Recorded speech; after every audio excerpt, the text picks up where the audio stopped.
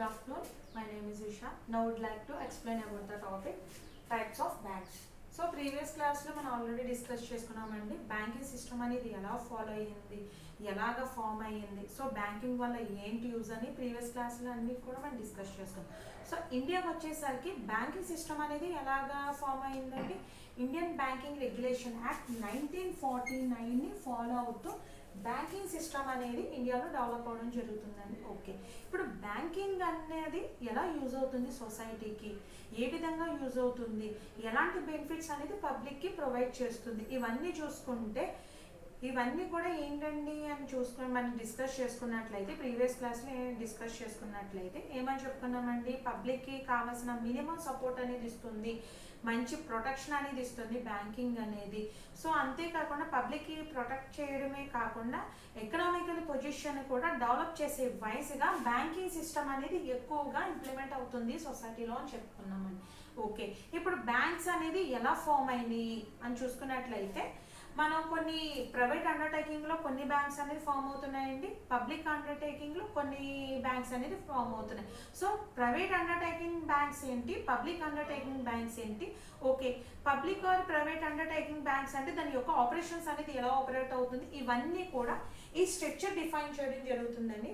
So banks అనేది ఎన్ని categories కింద డివిజన్ అయిందంటే 5 కేటగిరీస్ కింద డివిజన్ చేయడం జరుగుతుందండి. And the first category second schedule of RBI Act, and second category on the basis of domicile, and third category on the basis of ownership, and fourth category on the basis of functions, and last category on the basis of organization structure. ఒక్కొక్క content ఒక్కొక్క విధంగా form అయిందండి. So first on the basis of second schedule of RBI act ప్రకారం మనం చూసుకున్నట్లయితే ఈ RBI act ప్రకారం schedule banks అనేది 2 రకాలుగా డివిజన్ చేయడం జరుగుతుందండి. And the first schedule banks and non schedule banks. Completely ఏం రిమైండ్ చేస్తుందండి ఇక్కడ ఆర్బీఐ యాక్ట్. సో దీన్ని బేస్ చేసుకొని ఈ 2 బ్యాంక్స్ అనేది ఎలా ఫామ్ అయినాయి అని చూసుకున్నట్లయితే ఫస్ట్ బ్యాంక్ వచ్చేసరికి ఏం చెప్తున్నాడంటే ఆర్బీఐ యాక్ట్ ప్రకారం 1965 యాక్ట్ ప్రకారం ఏ బ్యాంక్స్ అయితే ఆర్బీఐలోని రిజిస్టర్డ్ అవుతుందో దాన్ని షెడ్యూల్ బ్యాంక్స్ కింద మనం ట్రీట్ చేయడం జరుగుతుందండి. ఆర్బీఐ ఇండియన్ రెగ్యులేషన్ యాక్ట్ ప్రకారం ఏ బ్యాంక్స్ అయితే రిజర్వ్ బ్యాంక్ ఆఫ్ ఇండియాలో ఏ బ్యాంక్స్ అయితే రిజిస్టర్డ్ అవుతుందో, ఏ బ్యాంక్స్ అయితే ఆర్బీఐ యాక్ట్ ప్రకారం ఫాలో అవుతుందో దాన్ని షెడ్యూల్ బ్యాంక్స్ కింద మనం డిఫైన్ చేయడం జరుగుతుందండి. సో ఎప్పుడైతే ఆర్బీఐ యాక్ట్ ప్రకారం ఈ టైప్ ఆఫ్ షెడ్యూల్ బ్యాంక్స్ అనేది ఫామ్ అవుతుందో ఖచ్చితంగా కొన్ని కండిషన్స్ అనేది ఫాలో అవ్వాలండి. సో మెయిన్లీ బేసిక్గా 4 కండిషన్స్ అనేది రిస్ట్రిక్షన్స్గా పెట్టడం జరిగిందండి. ఫస్ట్ కండిషన్ ఏంటంటే ఆర్బీఐ యాక్ట్ ప్రకారం ఏ బ్యాంక్ అయితే రిజిస్టర్డ్ అవుతుందో ఆ బ్యాంక్ ఖచ్చితంగా బిజినెస్ బ్యాంకింగ్ సిస్టమ్ని ఫాలో అవ్వాలి. అది ఫస్ట్ కండిషన్ అండి. అది కామన్గా మన బ్యాంకింగ్ సిస్టమ్ అంటేనే బిజినెస్ సిస్టమ్ కింద మనం ఫాలో అవుతుందని చెప్పుకుంటాం. అండ్ దట్ ఆర్బీఐకి వచ్చేసరికి కూడా ఏం చెప్తుందంటే ఖచ్చితంగా బ్యాంకింగ్ బిజినెస్ సిస్టమ్ని ఖచ్చితంగా ఫాలో అవ్వాలి. అది ఫస్ట్ కండిషన్ అండి. సెకండ్ కండిషన్కి వచ్చేసరికి ఇప్పుడు రిజిస్టర్డ్ అయినంత మాత్రాన banking system or business system అనేది కంప్లీట్గా క్లియర్ అవ్వదండి. ఎప్పుడు క్లియర్ అవుతుంది, ఎప్పుడు బిగిన్ అవుతుంది, ఎప్పుడు ఎండింగ్ అవుతుంది అంటే మనం క్యాపిటల్ కాంట్రిబ్యూట్ చేసుకొని ఇన్వెస్ట్ చేసినప్పుడు. సో మెయిన్లీ ఈ షెడ్యూల్ బ్యాంక్ అనేది ఫామ్ చేయాలంటే యాజ్ పర్ ఆర్బీఐ యాక్ట్ ప్రకారం లెస్ దెన్ 5 lakhs అండి, లెస్ దెన్ 5 lakhs అది మనం ప్రీవియస్గా చెప్పుకున్నాం. బట్ నౌ డేస్ ఆర్బీఐ ఏ విధంగా డిస్క్రైబ్ చేసింది అంటే 100 crores కింద డిస్క్రైబ్ చేయడం జరిగిందండి. ప్రెసెంట్కి వచ్చేసరికి అంటే వెళ్ళి కొలది ఎందుకు అంటే బ్యాంకింగ్ సిస్టమ్ వెళ్ళి కొలది కూడా ఏమవుతుందంటే డెవలప్ అవుతూ ఉండదు. ఆ ఒక పర్సన్ ఎలాగైతే మెచ్యూర్డ్ అవుతూ వస్తున్నారో వాళ్ళ యొక్క ఆపరేట్ చేసే యాక్టివిటీస్ ద్వారా కూడా ఏమవుతుందండి డెవలప్ అవుతూ వస్తున్నారు. కాబట్టి ఆర్బీఐ ఏం చేసిందంటే ఆర్బీఐ యాక్ట్ ప్రకారం ఏ న్యూ కమర్షియల్ బ్యాంక్ అయినప్పటికీ కూడా ఖచ్చితంగా ఫీడెడ్ క్యాపిటల్ 100 crores ఉండాలి మినిమం. అది సెకండ్ కండిషన్ అండి.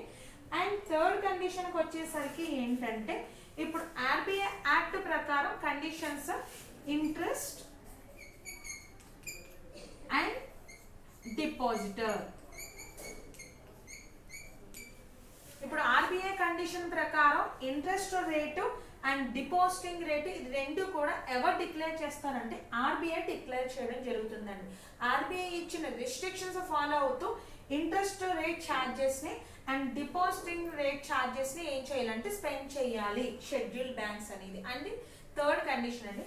అండ్ ఫోర్త్ కండిషన్కి వచ్చేసరికి ఏ ప్రైవేట్ కంపెనీ అయినప్పటికీ సెక్షన్ 3/1956 యాక్ట్ ప్రకారం ఏ ప్రైవేట్ కంపెనీ అయినా లేదా ఏ కార్పొరేషన్ కంపెనీ అయినప్పటికీ ఏ షెడ్యూల్ బ్యాంక్ అయినప్పటికీ ఏ కార్పొరేషన్ బ్యాంక్ అయినప్పటికీ అండర్ లా ప్రకారం అంటే అవుట్ సైడ్ మనం ఏ ట్రాన్సాక్షన్స్ మూవ్ చేసినప్పటికీ అండర్టేకింగ్ ఎవరు అంటే ఆర్బీఐ అండర్టేకింగ్ లో మూవ్ అవ్వాలి అని చెప్తుందండి. ఇప్పుడు మనం అవుట్ సైడ్ ఇండియా కాకుండా మనం అవుట్ సైడ్ కంట్రీలో ఏ అబ్రాడ్ కంట్రీస్ లో మనం యాక్టివిటీస్ అనేది మూవ్ చేయాలి.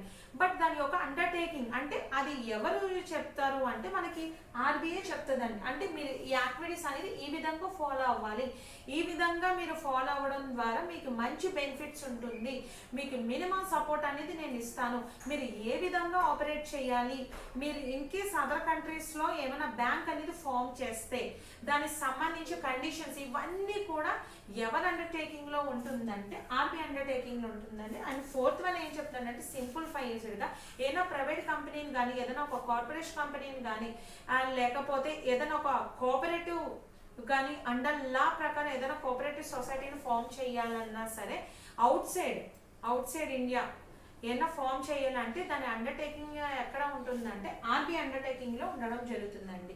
ఇది షెడ్యూల్ బ్యాంక్స్ సంబంధించిన కండిషన్స్ అండి. అండ్ నాన్ షెడ్యూల్కి వచ్చేసరికి ఏంటంటే ఆర్బీఐ యాక్ట్ ప్రకారం ఏ బ్యాంక్స్ అయితే రిజిస్టర్డ్ అవ్వద్దో ఆర్బీఐ యాక్ట్ ప్రకారం ఆర్బీఐలో రిజర్వ్ బ్యాంక్ ఆఫ్ ఇండియాలో ఏ బ్యాంక్స్ అయితే రిజిస్టర్డ్ అవ్వవో ఆ బ్యాంక్స్ ఏం చెప్పుకోవచ్చు అంటే నాన్ షెడ్యూల్ బ్యాంక్స్ అని చెప్పుకోవడం జరుగుతుందండి. మెయిన్లీ నాన్ షెడ్యూల్కి వచ్చేసరికి ఆర్బీఐ అనేది ఇన్స్ట్రక్షన్స్ ఇస్తుంది తప్ప దాని యొక్క మేనేజ్మెంట్ అంతా కూడా ఎవరు అండర్టేకింగ్ లో ఉంటుందంటే ప్రైవేట్ అండర్టేకింగ్ అని చెప్పుకోవచ్చండి. అంటే ఏంటంటే ఇప్పుడు షెడ్యూల్ బ్యాంక్స్కి వచ్చేసరికి ఏమని చెప్తున్నామండి, కంప్లీట్లీ ఆర్బీఐ యొక్క కండిషన్స్ ఎవరైతే ఫుల్ఫిల్ చేస్తారో ఎవరైతే ఫాలో అవుతారో వాళ్ళని షెడ్యూల్ బ్యాంక్స్ కింద మనం ట్రీట్ చేసుకుంటున్నామండి. దాని యొక్క కండిషన్స్ అనేది 4 కండిషన్స్ లోని డిస్క్రైబ్ చేయడం జరుగుతుంది.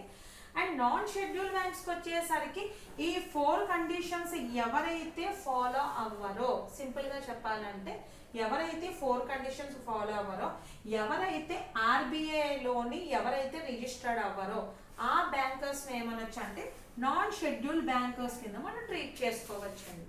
అంటే వాళ్ళు రిజిస్టర్డ్ అవ్వరు బట్ ఆర్బీఐ యొక్క రిస్ట్రిక్షన్స్ మాత్రం ఫాలో అవుతారండి. అంటే ఈ విధంగా మాత్రమే బ్యాంకింగ్ సిస్టమ్ని ఫాలో అవ్వాలి, ఈ యాక్టివిటీస్ని మాత్రమే మీరు ఫాలో అవ్వాలని ప్రతి బ్యాంక్ కూడా ఇది కమ్యూనికేట్ అవుతూ ఉంటుందండి ఆర్బీఐ అనేది. బట్ రిజిస్ట్రేషన్కి వచ్చేసరికి నెక్స్ట్ కండిషన్స్కి వచ్చేసరికి ఎవరైతే ఫాలో అవ్వరో వాళ్ళని నాన్ షెడ్యూల్ బ్యాంక్స్ కింద మనం ట్రీట్ చేయడం జరుగుతుందండి. ఇది on the basis of second schedule of RBI act అండి. అండ్ సెకండ్ కేటగిరీకి వచ్చేసరికి ఏం చెప్తున్నామండి, on the basis of domicile. On the basis of డొమైసైల్కి వచ్చేసరికి అగైన్ 2 టైప్స్ కింద డివిజన్ చేసామండి, foreign banks and domestic banks. మనకి క్వశ్చన్లోనే ఉందండి ఫారెన్ బ్యాంక్స్కి వచ్చేసరికి మెయిన్లీ ఇక్కడ ఏంటంటే డొమెస్టిక్ వైజ్గా చెప్తున్నాడంటే అంటే ఒక రెసిడెన్స్ గురించి చెప్తున్నారండి. మెయిన్లీ ఏంటంటే 2 విధాలు అంటే ఆపరేషన్స్ అండ్ ఫార్మేషన్. ఇక్కడ ఫారెన్ బ్యాంక్స్కి వచ్చేసరికి ఏంటంటే ఫారెన్ కంట్రీలోని ఫార్మేషన్ అయ్యి నెక్స్ట్ ఫారెన్ కంట్రీలోనే కాకుండా ఇండియా కంట్రీలో కూడా యాక్టివిటీస్ ఏ బ్యాంక్ అయితే రన్ చేస్తుందో దాన్ని ఫారెన్ బ్యాంక్స్ కింద డివిజన్ చేస్తామండి. మెయిన్లీ ఏంటంటే ఫార్మేషన్ అండి, అంటే మన ఎస్టాబ్లిష్మెంట్ అంటే ఫారెన్ కంట్రీలోనే రిజిస్టర్డ్ అయ్యి ఫారెన్ కంట్రీతోనే కాకుండా ఇండియా కంట్రీలో కూడా ఏ యాక్టివిటీస్ అయితే మూవ్ చేస్తారో ఏ బ్యాంకర్ అయితే యాక్టివిటీస్ మూవ్ చేస్తారో ఆ బ్యాంకర్ని ఏమనొచ్చు అంటే ఫారెన్ బ్యాంక్స్ కింద మనం ట్రీట్ చేసుకోవచ్చండి. అండ్ సెకండ్ వన్ ఏం చెప్తున్నాడు, డొమెస్టిక్ బ్యాంక్. డొమెస్టిక్ బ్యాంక్ వచ్చేసరికి ఏంటంటే ఇండియాలో రిజిస్టర్డ్ అయ్యి అదర్ కంట్రీలో యాక్షన్స్ అనేది అంటే ఆపరేషన్స్ అనేది ఆపరేట్ చేస్తామో దాన్ని డొమెస్టిక్ బ్యాంక్స్ కింద మనం డివిజన్ చేసుకోవచ్చు అండి. మెయిన్లీ ఇక్కడ ఏంటంటే ఫార్మేషన్ అండి. ఫారెన్ కంట్రీలోనే ఎస్టాబ్లిష్మెంట్ అయ్యి ఫారెన్ కంట్రీలోనే రిజిస్టర్డ్ అయ్యి అదర్ కంట్రీస్లోనే యాక్టివిటీస్ మూవ్ చేస్తే దాన్ని ఫారెన్ బ్యాంక్స్ కింద మనం చెప్పుకోవచ్చు అండి. డొమెస్టిక్ బ్యాంక్స్కి వచ్చేసరికి ఏం చెప్తున్నాడంటే ఇండియాలోనే, అంటే ఏ కంట్రీ అయితే ఆ కంట్రీ. ఫర్ ఎగ్జాంపుల్ ఇండియా చూసుకున్నట్లయితే ఇండియాలోని రిజిస్టర్డ్ అయ్యి ఇండియాలోని ఫామ్ అయ్యి అదర్ కంట్రీలోని ఆపరేషన్స్ అనేది ఆపరేట్ చేస్తే దాన్ని డొమెస్టిక్ బ్యాంక్స్ కింద మనం ట్రీట్ చేసుకోవడం జరుగుతుందండి. ఇక్కడికి డొమెస్టల్ ఆన్ ద బేసిస్ ఆఫ్ డొమెస్టల్ కూడా ఫినిష్ అయింది. అండ్ థర్డ్ కేటగిరీకి వచ్చేసరికి ఏం చెప్తున్నాము అంటే on the basis of ownership. ఓనర్షిప్కి వచ్చేసరికి ఇప్పుడు దాకా మనం ఏం చెప్పుకున్నాము అండి, 2 కేటగిరీ గురించి మనం డిస్కస్ చేసుకున్నాం. థర్డ్ కేటగిరీకి వచ్చేసరికి ఓనర్షిప్ గురించి డిఫైన్ చేయడం జరుగుతుందండి. On the basis of ownership category వచ్చేసరికి 3 కేటగిరీస్ ప్రకారం డివిజన్ చేస్తున్నారండి. First category public sector, and second category private sector, third category cooperative sector అండి. సో ఫస్ట్ కేటగిరీకి వచ్చేసరికి ఏంటంటే పబ్లిక్ సెక్టర్ అండి. సో పబ్లిక్ సెక్టర్ ఏం తెలియజేస్తుందంటే మెయిన్లీ ఓనర్షిప్. మెయిన్లీ ఇక్కడ కంటెంట్ ఏంటంటే ఓనర్షిప్ గురించి తెలియజేస్తుందండి. పబ్లిక్ సెక్టర్కి వచ్చేసరికి ఏంటంటే పబ్లిక్ అండర్టేకింగ్ లో ఫామ్ అయ్యి ఓనర్షిప్ కూడా కంప్లీట్లీ పబ్లిక్ అండర్టేకింగ్ లో ఏ బ్యాంక్స్ అయితే రన్ అవుతాయో దాన్ని పబ్లిక్ సెక్టర్ బ్యాంక్స్ కింద మనం డివిజన్ చేసుకోవడం జరుగుతుందండి. కంప్లీట్లీ 20 బ్యాంక్స్ 1969 టు 1980లోని నేషనలైజ్డ్ అయినాయండి. 20 బ్యాంక్స్ పబ్లిక్ సెక్టర్ బ్యాంక్స్ వచ్చేసరికి అంటే కంప్లీట్లీ అండి, కంప్లీట్గా దాని యొక్క అండర్టేకింగ్ అంటే ఓనర్షిప్ అండర్టేకింగ్ కానివ్వండి, మేనేజ్మెంట్ అండర్టేకింగ్ కంప్లీట్లీ ఎవరి అండర్టేకింగ్ లో ఉంటుందంటే public undertaking. It means government undertaking అండి. గవర్నమెంట్ అండర్టేకింగ్ లో ఉండి ఏ బ్యాంక్స్ అయితే రన్ అవుతాయో దాన్ని పబ్లిక్ సెక్టర్స్ బ్యాంక్స్ కింద మనం డివిజన్ చేసుకోవచ్చండి. ప్రెసెంట్ చూస్తున్నట్లయితే 1969 టు 1980లో 20 బ్యాంక్స్ నేషనలైజ్డ్ అవ్వడం ద్వారా గవర్నమెంట్ అండర్టేకింగ్ లో వెళ్ళడం జరిగినాయి అండి కొన్ని బ్యాంక్స్. నెక్స్ట్ అండి ప్రైవేట్ సెక్టర్ బ్యాంక్స్ అండి. So private sector completely against to public sector అండి. ప్రైవేట్ సెక్టర్కి వచ్చేసరికి ఏంటంటే government undertaking to registration and completely ownership undertaking to private owners. అంటే ఇక్కడ సింపుల్ గా ఏం చెప్పుకోవచ్చు అంటే రిజిస్ట్రేషన్ మాత్రం గవర్నమెంట్ ప్రకారం జరుగుతుంది, కానీ దాని యొక్క ఓనర్షిప్ కానివ్వండి దాని యొక్క management system completely private undertaking లో ఫామ్ అవుతే దాన్ని ప్రైవేట్ సెక్టర్ బ్యాంక్స్ కింద మనం ట్రీట్ చేసుకోవచ్చు అండి. అంటే కంప్లీట్లీ రిజిస్ట్రేషన్ మాత్రం గవర్నమెంట్ ప్రకారం జరుగుతుందండి. దాని యొక్క రిస్ట్రిక్షన్స్ ప్రకారం గవర్నమెంట్ ప్రకారం జరుగుతుంది తప్ప దాని యొక్క సిస్టమ్ కానివ్వండి, దాని యొక్క ఆపరేషన్స్ కానివ్వండి, దాని యొక్క ఓనర్షిప్ కానివ్వండి, అండ్ నెక్స్ట్ ఆపరేట్ చేసే మేనేజ్మెంట్ కానివ్వండి, ఇది కంప్లీట్లీ ఎవరి అండర్టేకింగ్ లో ఉంటుందంటే ప్రైవేట్ అండర్టేకింగ్ లో ఉండడం జరుగుతుందండి. ఇది కంప్లీట్లీ ప్రైవేట్ అండర్టేకింగ్ లో ఉండి రన్ అయ్యే బ్యాంక్స్ కాబట్టి దీన్ని ప్రైవేట్ సెక్టర్ బ్యాంక్స్ కింద మనం డివిజన్ చేసుకోవడం జరుగుతుందండి. అండ్ థర్డ్ వన్కి వచ్చేసరికి కోఆపరేటివ్ బ్యాంక్స్ అండి. ఇది కంప్లీట్లీ ఏం చెప్పొచ్చు అంటే గ్రూప్ ఆఫ్ మెంబర్స్ కింద ఫామ్ అవుతుందండి. అంటే ఇక్కడ వీళ్ళ యొక్క మెయిన్ అచీవ్మెంట్ ఏంటంటే సర్వీస్ మోటివ్. అంటే సొసైటీకి ఏ విధంగా అయినా సరే మన సర్వీస్ అనేది ప్రొవైడ్ చేయాలి, సొసైటీలో ఉన్న పీపుల్స్ని కంప్లీట్గా ఫుల్ఫిల్ చేయాలి, వాళ్ళ యొక్క నీడ్స్ అండ్ వాంట్స్ని ఫుల్ఫిల్ చేయాలి, వాళ్ళకి మినిమం సపోర్ట్ అనేది మనం ఇవ్వాలి, వాళ్ళ యొక్క స్టాండర్డ్ ఆఫ్ లివింగ్ని మనం ఇంప్రూవ్ చేయాలి అన్న అచీవ్మెంట్తోని ఫామ్ అయ్యే దానిని కోఆపరేటివ్ సొసైటీస్ అంటారండి. కోఆపరేటివ్ సొసైటీస్ బ్యాంక్ ఫామ్ అవ్వాలంటే మినిమం 10 మెంబర్స్ అన్నా ఉండాలండి ఖచ్చితంగా. సో ఈ 10 మెంబర్స్ ఏం చేస్తారు అంటే ఒక గ్రూప్గా ఫామ్ అయ్యి సొసైటీలో ఉన్న కామన్ పీపుల్ ఎవరైతే ఉన్నారో వాళ్ళందరికీ కూడా మినిమం హెల్ప్ అనేది వాళ్ళు ప్రొవైడ్ చేయడం జరుగుతుందండి. దీని యొక్క యాక్ట్ వచ్చేసరికి 1912 ఇండియన్ కోఆపరేటివ్ సొసైటీ యాక్ట్ ప్రకారం ఈ కోఆపరేటివ్ బ్యాంక్స్ అనేది ఫామ్ అవడం జరుగుతుందండి. దీని యొక్క మెంబర్షిప్ ఎంత అంటే మినిమం 10 మెంబర్స్ అండి. దీని యొక్క ఆపరేషన్స్ ఏ విధంగా మూవ్ అవుతుందంటే 3 టైర్ సిస్టమ్ కింద మూవ్ అవడం జరుగుతుందండి. అందులో ఫస్ట్ వన్ పార్క్స్ అండి. పార్క్స్ అండి. ఈ పార్క్స్కి వచ్చేసరికి ఫుల్ ఫామ్ ఏంటంటే ప్రైమరీ క్రెడిట్ సొసైటీస్.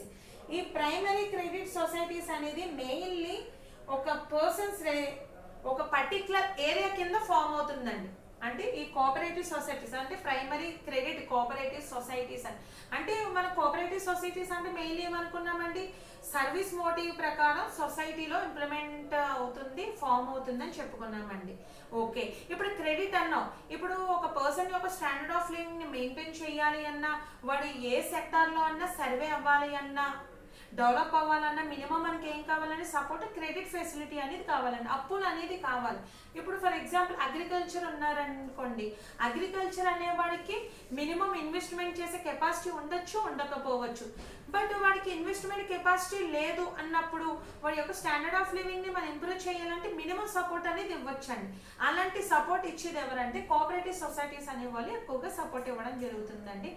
ఎలా సపోర్ట్ ఇస్తారంటే వాళ్ళ యొక్క అగ్రికల్చర్ యొక్క ఆక్యుపేషన్ బేస్ చేసుకొని short term, medium term and long term loans రూపంలో కొంత క్రెడిట్ అనేది వాళ్ళు రిలీజ్ చేయడం జరుగుతుందండి. ఈ 3 టర్మ్స్ ఆఫ్ లోన్స్ ని వాళ్ళు బేస్ చేసుకొని వాళ్ళ యొక్క అగ్రికల్చర్ సెక్టార్ ని లీడ్ చేయడం జరుగుతుందండి. సో అలా లీడ్ చేయడం ద్వారా ఏమవుతుందంటే ఇండియాకి సంబంధించిన కంట్రీ ఎకనామికల్ గా పొజిషన్ డెవలప్ అవ్వడానికి ఈ కోఆపరేటివ్ సొసైటీస్ ఎక్కువగా యూజ్ఫుల్ అవుతుందని చెప్పుకోవచ్చు అండి. అందులో మనం ఏం చెప్పుకున్నామంటే కోఆపరేటివ్ సొసైటీస్ అనేది 3 టైర్స్ సిస్టమ్ కింద ఫామ్ అవుతుంది. అందులో ఫస్ట్ సిస్టమ్కి వచ్చేసరికి పార్క్స్ అని చెప్పుకున్నామండి. పార్క్ సిస్టమ్ ఎలా జరుగుతుందంటే primary cooperative societies is an association of persons residing in a particular area. ఒక పర్టిక్యులర్ ఏరియాలో ఫామ్ అవుతుందండి. సో పర్టిక్యులర్ ఏరియాలో ఫామ్ అయ్యి ఆ ఏరియా సరౌండింగ్ ఎంతమంది అయితే ఉన్నారో, ఎంతమంది అయితే మెయిన్లీ ఏంటంటే ఇది రూరల్ ఏరియాస్ గురించి ఎక్కువగా చెప్తూ ఉంటుందండి కోఆపరేటివ్. ఎందుకంటే అగ్రికల్చర్ సెక్టర్ అని మనం ఎగ్జాంపుల్ గా తీసుకున్నాం. అగ్రికల్చర్ సెక్టర్ ఎక్కువగా ఎక్కడ ఫామ్ అయి ఉంటుందంటే రూరల్ ఏరియాస్ ఆర్ విలేజెస్ లో ఎక్కువగా ఫామ్ అయి ఉంటుందండి. కంప్లీట్ గా అక్కడ ఏంటంటే మినిమం అవేర్నెస్ అంటూ ఉండదు, రిసోర్స్ అంటూ అవైలబుల్ గా ఉండదు. ఇవన్నీ కూడా ఏంటంటే కొరతగా అన్ఎక్వైడ్గా ఉంటుంది. సో వీటన్నిటికీ కూడా మనం మినిమం సపోర్ట్ ఇవ్వడం ద్వారా ఏమవుతుందంటే కొంతవరకు మనం డెవలప్ చేయడానికి కొంతవరకు మన ఛాన్స్ ఇచ్చినట్టు ఉంటుందండి. ఆ ఛాన్స్ ఎవరు క్రియేట్ చేస్తున్నారంటే ఈ పార్క్ సిస్టమ్ అనేది క్రియేట్ చేస్తుందండి. ఒక పర్టికులర్ ఏరియాలో ఫామ్ అయ్యి ఆ ఏరియా సరౌండింగ్ లో ఎవరైతే ఫార్మర్స్ ఉన్నారో, ఎవరైతే బ్యాక్వర్డ్ ఏరియా పర్సన్స్ ఉన్నారో వాళ్ళకి ఏం చేస్తుందంటే షార్ట్ టర్మ్ పీరియడ్ లో లోన్స్ అనేది ప్రొవైడ్ చేయడం జరుగుతుందండి. ఈ ప్రొవైడ్ చేయడం ద్వారా ఏం జరుగుతుందంటే పీపుల్స్ దీన్ని క్రెడిట్ ని బేస్ చేసుకొని వాళ్ళ యొక్క సెక్టార్ ని లీడ్ చేయడం ద్వారా వాళ్ళు డెవలప్ అవుతున్నారు, సొసైటీని కూడా డెవలప్ చేస్తున్నారండి. సో ఈ సొసైటీని డెవలప్ చేయడానికి, ఈ సొసైటీని ఫామ్ చేయడానికి మినిమం ఒక 10 మెంబర్స్ అనుకుంటే, ఇప్పుడు కామన్ గా ఏదైనా ఒక యాక్టివిటీలో ఎంటర్ అవుతున్నాము అంటే ఖచ్చితంగా బెనిఫిట్ ఉంటుందండి, లాస్ కూడా ఉంటుంది, రిస్క్ అనేది కూడా ఉంటుందండి. ఇక్కడ రిస్క్ వచ్చినా బెనిఫిట్ వచ్చినా ఎవరు రిసీవ్ చేసుకున్నా, ఎవరు బేర్ చేయాలంటే ఈ పార్క్స్ ని ఎవరైతే సొసైటీని ఫామ్ చేస్తున్నారో వాళ్ళే బేర్ చేయడం జరుగుతుందండి. ఇక్కడికి వచ్చేసరికి రిస్క్ బేరింగ్ అని చెప్పుకుంటే ఇక్కడ రిస్క్ అనేది ఎలా ఉంటుందంటే మెంబర్స్ కి మధ్య అన్లిమిటెడ్ గా ఫామ్ అవుతుందండి. అంటే వాళ్ళ యొక్క మెంబర్షిప్ అనేది కంటిన్యూగా, అంటే వాళ్ళ యొక్క మెంబర్షిప్ అనేది ఫిక్స్డ్ గా ఉండొచ్చు, ఉండకపోవచ్చు అండి. బట్ రిస్క్ వచ్చేసరికి, లయబిలిటీ సిచ్యువేషన్ వచ్చేసరికి మాత్రం ఖచ్చితంగా అందరూ ఈక్వల్ గా షేర్ చేసుకోవాలండి. అందుకే అన్లిమిటెడ్ గా ఉంటుంది అని చెప్పుకుంటాం. సో ఇది ఎలాగా ప్రొవైడ్ చేస్తుందంటే ఆ పర్టిక్యులర్ చుట్టూ ఉన్న ఏరియాకి మినిమం క్రెడిట్ అనేది రిలీజ్ చేస్తుందండి. Short term period or long term period or medium term period. Short term పీరియడ్స్కి వచ్చేసరికి విత్ ఇన్ 1 ఇయర్ అండి. ఇది ఓన్లీ ఏంటంటే purchase of fertilisers, purchase of seeds and payment of wages, దీనికి మాత్రమే యూజ్ అవుతుందండి షార్ట్ టర్మ్ లోన్స్కి వచ్చేసరికి. మీడియం టర్మ్ లోన్స్కి వచ్చేసరికి ఏంటంటే కొంతవరకు పర్చేజెస్ చేసేవచ్చు, అంటే సీడ్స్ అండ్ ఫెర్టిలైజర్స్ కాకుండా అదర్వైజ్ ఏమన్నా ఉంటే అది ఎక్స్ట్రాగా స్పెండ్ చేయడానికి మీడియం టర్మ్స్ లోన్స్ అనేది యూజ్ అవుతుందండి. అండ్ లాంగ్ టర్మ్స్కి వచ్చేసరికి ఏంటంటే ఇంప్రూవ్మెంట్, అంటే మిషనరీస్ పర్చేస్ చేయడానికి, తర్వాత ఆ ల్యాండ్ డెవలప్ చేయడానికి లాంగ్ టర్మ్ లోన్స్ అనేది ప్రొవైడ్ అవ్వడం, యూజ్ అవ్వడం జరుగుతుందండి. ఈ 3 టర్మ్స్ లోన్స్ కూడా ఎవరు ప్రొవైడ్ చేస్తారంటే cooperative society, like primary agriculture cooperative societies అనే వాళ్ళు ప్రొవైడ్ చేయడం జరుగుతుందండి. అండ్ నెక్స్ట్ వచ్చేసరికి 7 టైర్ సిస్టమ్ వచ్చేసరికి ఏం చెప్తున్నారంటే central cooperative banks, CCBs. Central cooperative banks అండి. ఈ సిసిబిస్ అనేది ఎలాగ వర్క్ అవుతుందంటే ఒక సెంట్రల్ బ్యాంక్ కింద ఫామ్ అవుతుందండి, సెంట్రల్ సిస్టమ్ కింద. Central cooperative banks were originated as a result of the cooperative society act of 1912 అండి. దీని యొక్క ఆపరేషన్స్ ఎలా జరుగుతుందంటే ఒక డిస్ట్రిక్ట్ లెవెల్లో ఫామ్ అవుతుందండి. ఒక డిస్ట్రిక్ట్ లెవెల్లోని ఫామ్ అయ్యి ఏం చేస్తుందంటే డిస్ట్రిక్ట్ వైజ్ గా దీని యొక్క సర్వీస్ అనేది రిలీజ్ చేయడం జరుగుతుందండి. ఈ సెంట్రల్ బ్యాంక్ అనేది ఒక డిస్ట్రిక్ట్ లో ఫామ్ అవుతుందండి. ఒక డిస్ట్రిక్ట్ లో ఫామ్ అయ్యి ఎన్ని డిస్ట్రిక్ట్స్ అయితే దాని యొక్క సరౌండింగ్ లో ఉన్నాయో, సెంట్రల్ బ్యాంకింగ్ సరౌండింగ్ లో ఎన్ని డిస్ట్రిక్ట్స్ అయితే ఉన్నాయో అన్ని డిస్ట్రిక్ట్స్ కూడా ఏం చేస్తుందంటే మినిమం క్రెడిట్ అనేది ప్రొవైడ్ చేయడం జరుగుతుందండి. దాన్ని సిసిబిస్, సెంట్రల్ కోఆపరేటివ్ క్రెడిట్ బ్యాంక్స్ అని అనడం జరుగుతుందండి. కోఆపరేటివ్ బ్యాంక్స్ కింద మనం ట్రీట్ చేసుకోవడం జరుగుతుందండి. దీని యొక్క వర్కింగ్ ఎలా జరుగుతుందంటే ఏరియా వైజ్ గా జరుగుతుంది అనుకున్నాం. దీని యొక్క వర్కింగ్ ఎలా జరుగుతుందంటే డిస్ట్రిక్ట్ లెవెల్లో జరుగుతుంది అనుకున్నామండి. అండ్ థర్డ్ టైర్ సిస్టమ్ వచ్చేసరికి state cooperative banks, SCBs, state cooperative banks అండి. ఇది ఎలా జరుగుతుంది అంటే స్టేట్ లెవెల్లో జరుగుతుందండి. అంటే మన ఇండియాలో ఎన్ని స్టేట్స్ అయితే ఉన్నాయో అన్ని స్టేట్స్ కి కూడా మినిమం కోఆపరేషన్ అనేది మనం సపోర్ట్ చేస్తే ఆ టైప్ ఆఫ్ బ్యాంక్స్ ఏమంటామంటే స్టేట్ కోఆపరేటివ్ బ్యాంక్స్ కింద మనం ట్రీట్ చేసుకోవడం జరుగుతుంది. As per Indian cooperatives act 1912 ఈ మూడు కూడా ఆ విధంగానే ఫామ్ అవుతుందండి. ఎవరి అండర్టేకింగ్ లో అంటే గవర్నమెంట్ అండర్టేకింగ్ లో ఫామ్ అవడం జరుగుతుందండి. ఇది కంప్లీట్లీ ఎవరికి ఇచ్చిన మినిమం ఏంటండి, సొసైటీని డెవలప్ చేయాలి, సొసైటీలో ఉన్న కామన్ పీపుల్ యొక్క స్టాండర్డ్ ఆఫ్ లివింగ్ అనేది మనం ఇంప్రూవ్ చేయాలి అన్న అచీవ్మెంట్ తో ఏ బ్యాంకింగ్ అయినా సరే సొసైటీలో సర్వే అవ్వడం జరుగుతుందండి. ఇక్కడికి వచ్చేసరికి మనం త్రీ కేటగిరీస్ అనేది మనం కంప్లీట్ చేసుకున్నామండి.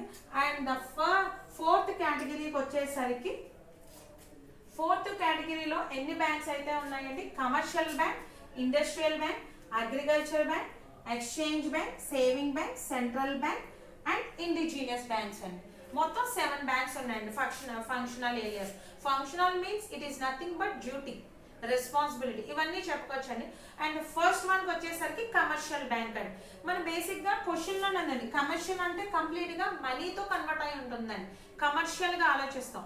ఈ కమర్షియల్ బ్యాంక్స్ వచ్చేసరికి ఏం చెప్తున్నాము అంటే ఈ టైప్ ఆఫ్ బ్యాంక్స్ అన్ని కూడా ఎక్కువగా సొసైటీలో ఇంపార్టెంట్ రోల్ అనేది ప్లే చేస్తుందండి. దీని యొక్క వర్కింగ్ ఎవరికి ఉంటుందంటే ఎక్కువగా బిజినెస్ మ్యాన్స్ కి, ఎంటర్ప్రీనియర్స్ కి, ఇండస్ట్రియలిస్ట్ కి, స్మాల్ బిజినెసెస్ కి ఎక్కువగా యూజబుల్ అవుతూ ఉంటారండి. ఎందుకంటే వీళ్ళందరి ద్వారానే సొసైటీ డెవలప్ అవ్వడానికి ఎక్కువగా మనకి ఛాన్సెస్ అనేది ఉందండి. సో ఈ కమర్షియల్ బ్యాంక్ అనేది ఆర్బీఐ యొక్క అండర్టేకింగ్ లో వర్క్ అవడం జరుగుతుంది. ఆర్బీఐ యొక్క ఇన్స్ట్రక్షన్స్ ఫాలో అవుతూ ఏం చేస్తుందంటే కమర్షియల్ బ్యాంక్ అనేది ఫామ్ అవడం జరుగుతుందండి.